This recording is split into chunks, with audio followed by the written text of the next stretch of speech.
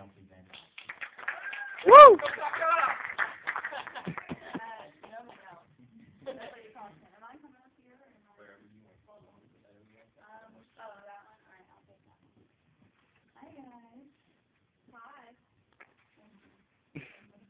I had a video, but then I was informed that you can't pull the internet up, so my video is kind of shot. But I was wondering, so I don't have to like spread out everything, if you guys could get up and move to the center, kind of. If you don't want to, you don't have to.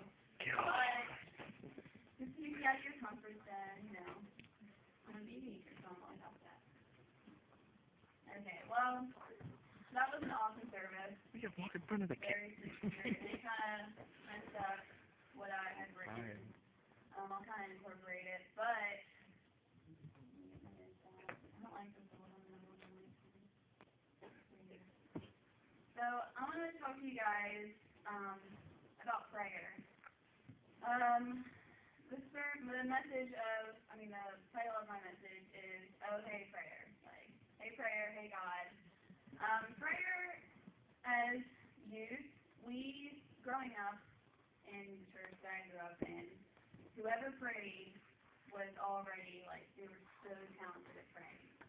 Like, you just thought that you had to get these big words, had to do it in a certain sequence, start with this, end with this, and that just intimidated me so much. So when I came to Southeastern, it was like my whole mindset just flipped on prayer. I remember the first time I went into chapel, the guy who started speaking, he started prayer, and he goes, "Hey God," and I was just like, "What?" Like, that kind of weirded me out, because usually they're like, "Dear Heavenly Father," Right. Dear Lord, baby, "My Lord," you know. Baby, and like, that's great, but I've really come to learn that prayer is not a monologue; it's a dialogue. And that's part of a quote that I found. And the end of the quote says, "God's voice in response is the most meaningful part." That is the best part, and it's the greatest feeling ever when you feel God speaking back to you. Amen. So I talked to Caleb the other day when Pastor Ryan asked me to speak, and I was just trying to get my juices flowing of what I was going to speak about. And that song, "My Life Is Not My Own, To You I Belong," you're saying at the beginning, "Here I am, here I stand." That's a prayer to God. Amen. You're talking to God. I give my whole life to you. I give myself away. My life is not my own. You're speaking to God. And I want to tell you guys that prayer is simple, but don't take it lightly. It's very serious, and it's so important. Good. Amen. I personally, struggled a lot when I first moved to Florida with my spiritual life. I was, as you guys remember, I wasn't in another church. I wasn't faithful or anything. I was going through a lot of trying to find who I was in God away from my parents. And I came to a point where I was just so depressed because I had this whole other life. I was living that Christian double life that I'm sure a lot of you have gone through. And it's such a struggle to even be with your family, living that double life, and going and doing this with your family, and then coming to church on Sunday, and, giving it all to God. But it's a decision you have to make to not just be impacted by services that you attend that you feel something awesome. You need to be changed. And you need to make that decision to separate yourself in a good way, a healthy way, from those things that are hindering you from making that change. So, prayer, I have 2 points, and I don't want to keep you guys too long. I always wanted to say this. You go, girl. When you start out your prayer life, you need to obviously ask, and ask in a nice, healthy way. Prayer isn't a one-way street, like I said, it's a dialogue. But, sorry, Bobby, I did not give you my verses for this. But Matthew 7:7, positive all you guys heard. Ask and it will be given to you. Seek, you will find. Knock, and it will be open to you. And then Mark 11, therefore I tell you, whatever you ask in prayer, believe. Believe. Amen. Believe that you have received it. Amen. And it will be. That's so powerful. You need to believe. Amen. It's not just asking, hey, God, I want this. Can you do this in this person's life? I really feel like I need to change this. So can you just do that for me? No. No. If No. you think you're going to be changed by just asking God, hey, can you do this for me? You're completely wrong, and you need to revamp your whole view. Because if you expect change, you need to do something. You need to change. If you want something to change, you need to get off your hind end and begin that. Right. There was a preacher who came to my school a few weeks ago and spoke at our Monday night chapel. His name's Mark Babington, very good preacher. If you want to look him up. He was planning a church in D.C. and they planted the church, but I'm sure you all know and everybody knows that when you start out a church, to find players for your worship service is so difficult. And so he had been praying for a drummer. He's like, God, just bring a drummer. That's all we need. And he said that every month they would have $400 left over in their budget. So he felt like God was telling him, go buy a drum set. And he was like, God, why am I going to buy a drum set if I don't even have a drummer? But he obeyed, he started looking. And then by the end of the month, he found a drum set, and guess how much money it was for? $400. So he bought his drum set in good faith, and a few weeks later, he met some military guys in the Marines who played the drums for the president. Like in this big service, I don't know why. Right. Okay. Anyway, but he played the drums for the president.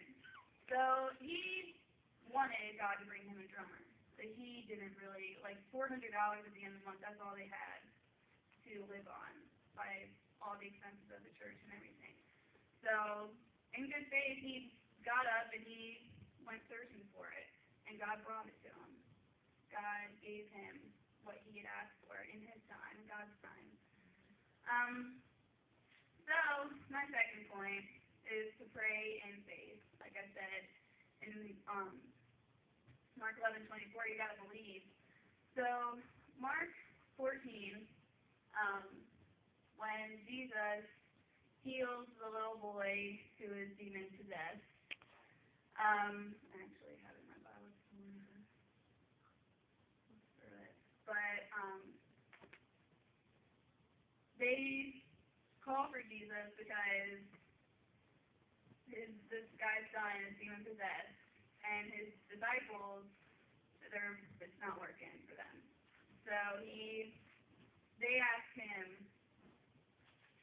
say, God, why could we not, his disciples asked him, why couldn't we cast out this demon? And in verse 29, he said to them, this kind can come out by nothing but prayer and fasting. It's not just prayer. You got to give a little too. Fasting is so important. I remember I did the Daniel fast, and gosh, that was, couldn't eat certain things. That was terrible. I mean, it's good, but it was like, I felt like a candy bar right now. But in verse 23, he says, if you can believe, all things are possible to him who believes. Right. That's so powerful because we've seen in this church so many awesome things happen. But do you think this just happens because we're like, oh, maybe God can do it, I have a little faith in God. No. It's full-fledged on both ends, believing that God can do it. So when you're chilling in your home and you want to do this, you want to do that, and it gets hard. I know it gets hard because I've been there. It gets hard to want to go out with your friends, go out with your family, do things you might not might not be doing. Yeah. And there comes a time where you gotta just stop and just think, is this really the life that I want to live? Am I really doing this? Am I really doing this? Like, why am I doing this? And that's a question I had to stop and ask myself, because I was raised in church my whole life, but I've done things that I should not have been doing. And you have to really separate yourself. And you have to pray and give it over to God, and you have to say, my life isn't mine, it's yours. So you just give it away, and it's hard because you, like I said earlier, you have to separate yourself from certain people. But it's totally worth it in the end, because where I am now is so much more amazing to where I could be. And I give all that credit to God. The talks that I've had with God, at first it was kind of funky because I was just like, I felt like a dude kind of sitting in my room like, hey guys, I'm like, what's up? But after a while, it's just like second nature. I have a room by myself, thank God, at Southeastern. So I have a lot of time to myself. And before I was filling it with, watching Netflix. I would watch like a whole season, a whole series of the show in like 3 days. And I had to really revamp your kind of schedule, which is kind of bad. You have to kind of fit God into your schedule. But when it becomes a daily decision and you start making that daily decision, you're just praying every day, God, you will see so many things change in your life. My life this semester, I prayed at the beginning of the semester that God would bring such change. I wanted to be so much more involved in every area of my life. I have a position on my campus. I have a friend who saw a video of me on YouTube and is now of me singing, and which I thought was kind of embarrassing, but they're now showing it to worship directors at my school, so that'd be kind of cool. And now I'm up here, and this is so intimidating, but it's really awesome at the same time. So, and things in my family, you pray for your family and everything, and it's just awesome what God can do if you just take that time out of your day, every day, to pray, to ask in full faith, and pray and believe that He can do it. Amen. Because He can. And even if it's not, it could be something way crazier than what you would have ever asked. And which is amazing. But yeah, that's all I really have for you guys. Pray and believe. You got it. Woo! Ow!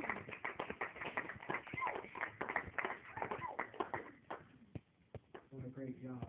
What Kelcie started off with tonight, that prayer is easy, but it's not simple. Don't take it for granted. It's a communication. I get up here, guys, and I talk to y'all, and y'all listen as she did, and we listen. And sometimes that's the way we view prayer. We talk to God, He listens. The end. But it's not like that. It's a two-way communication. Yeah. I talk to God, He talks to me. And like she said, what an awesome experience. The first time you experience God speaking back into your spirit, and you see the prayers being answered. Because we believe that our prayers, as I heard a preacher say one time, is not getting caught in the ceiling. But God hears. Not only does He hear, He answers. And it's just a two-way communication. We talk to God, He talks back. I can remember just what she's saying. I can remember the first time the pastor had me come up front with the ushers, and he said, Ryan, pray over the offering. And I was like, oh, dear Jesus. I have no clue what to say. Because you hear all these wonderful prayers that people say. But I begin to know through the years it's not so much what we say, but it's what's in our heart when we say what we say. It's not our eloquent words, like she said so greatly. It's not about the words that we speak, but it's about our heart's cry to our Heavenly Father. I'll close with this because I don't want to add it. She's done such a great job. But I can remember when Ryan was about 2.5, 3 years old, I was laying on the couch, and and him were going somewhere, and I wasn't feeling good. And I said, Ryan, before you leave, Bubba, pray for me. Daddy don't feel good. So he laid his hands on my head, and I was on the couch. And he said, Lord, bless this food in Jesus' name. Because it was the only prayer he knew. Now, I don't know if it's because I laughed so hard, but it wasn't long I began to feel better. You know, because I believe God hears our heart's cry. Right. And I close with this tonight. What is your heart's cry? Because if you can believe it, you can receive it. It's not just words. It's not just action. It's a prayer of our heart that says, to our Heavenly Father, who cares more than we could ever care. I don't know, I'm so emotional. Who knows more than we'll ever know. I look at my son and I think how much I love him. And yet the love that I have for him is no comparison to our Heavenly Father. So what you ask him in faith, nothing wavering, he'll give you.